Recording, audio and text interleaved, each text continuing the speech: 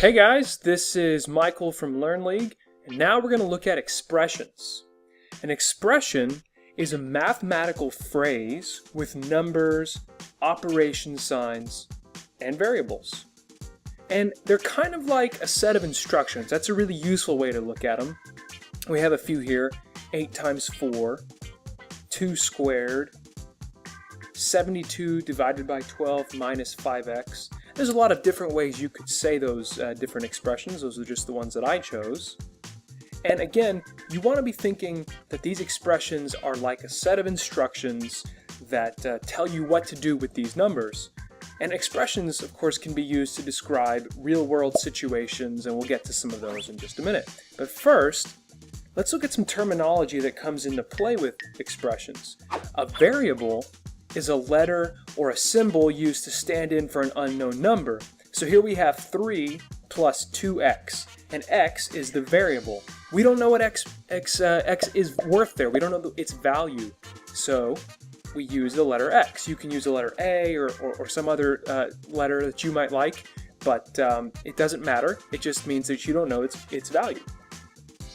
And within any expression, it's of course important to remember that any variable always represents the same number, even though we don't know what it is. So if there was another x to show up in this exact same expression, it would be the same number.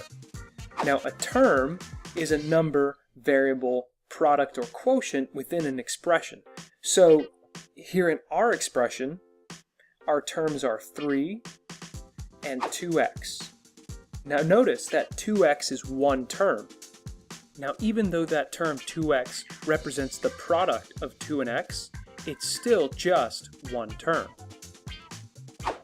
Now, the 2 is called the coefficient, and a coefficient is the number part of a term with a variable. So essentially, the coefficient is just the number in front of the variable. Okay, let's look at some real-world examples. One of the ways we use these expressions, again, is to just represent real-life events. And let's say you have a phone that has 100 photos on it, and I steal your phone and take a bunch of pictures of my friends on it. And I said, write an expression that represents that. Well, you had 100 photos on your phone, and we don't know how many photos I took. You don't know, I don't know. So let's just say 100 plus P for photos. Fair enough.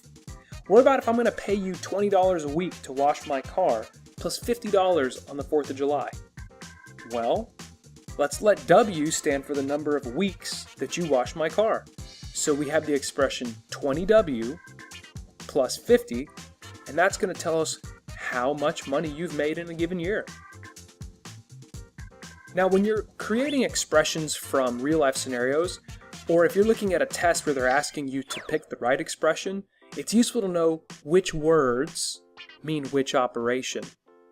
So I've given you a list here. It might be useful to pause your video and write some of them down.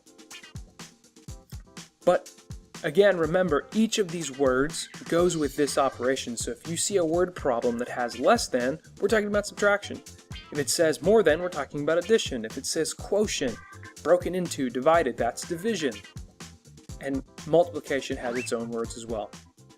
And this, my friends, are some of the basic things you need to know about expressions.